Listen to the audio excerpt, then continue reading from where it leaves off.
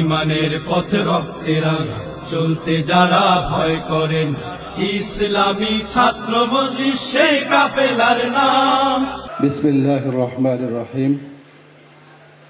আজকের এই প্রতিনিধি সম্মেলনের সম্মানিত সভাপতি, প্রধান অতিথি, অন্যান্য অতিথিবৃন্দ, আজকে গত 5 তারিখের ঐতিহাসিক পট পরিবর্তনের সপক্ষে আমরা সবাই বক্তব্য দিচ্ছি, কিন্তু ইসলামী জনতা আমাদেরকে স্মরণ রাখতে হবে, যারা এখন হয়তো আমরা মনে করতেছি আমাদের জমিন খুব নরম, চাষ করা সহজ, কিন্তু যখনই ইসলাম প্রতিষ্ঠা করতে যাবেন তখন কিন্তু আবার সংঘাত হবে। যাদের সাথে এখন আমাদের মেলামেশা হচ্ছে, এইটা শুধু একটা ইস্যুতে তারা আমাদের সাথে একমত, সেটা হইল যে হাসিনার বিদায় চাই।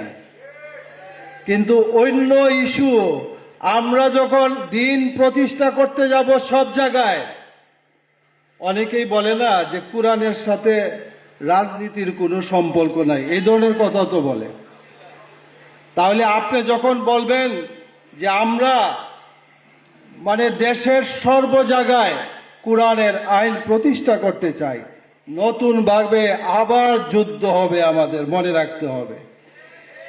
সুতরাং আজকে ইসলামী ছাত্র মজলিস এই কাফেলাকে সারা দেশের প্রত্যেকটা শিক্ষাঙ্গনে আমরা ছাত্রদের মাঝে কোরআনের শিক্ষার প্রচার এবং প্রসারের জন্য আমাদেরকে দায়িত্ব নিতে হবে।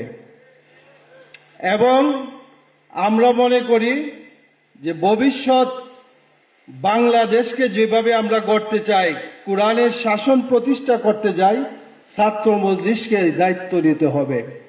এজন্য আমরা আশা করব, কারণ রসুলকে সবাই আলামিন বলে সম্মান করত, কিন্তু 40 বছর পরে যখন তিনি দ্বীনের দাওয়াত শুরু করলেন, তার আপন জনরাই কিন্তু তার বিরোধিতা করেছে। সুতরাং এটা স্মরণ রাখতে হবে। আজকের এই পরিবেশ থেকে আমাদের পরিবেশটাকে কাজে লাগাতে হবে, সব জায়গায় দ্বীনের দাওয়াতকে বিস্তার করতে হবে। শিক্ষাঙ্গনের মধ্যে আগের চেয়ে আমরা যাতে ভালোভাবে প্রতিষ্ঠা লাভ করতে পারি, আমাদের তৎপরতা যাতে বাড়ে, সেই প্রত্যাশা আশা রেখে আমার বক্তব্য শেষ করছি। ওয়া আখির দাওয়ানা আলহামদুলিল্লাহ।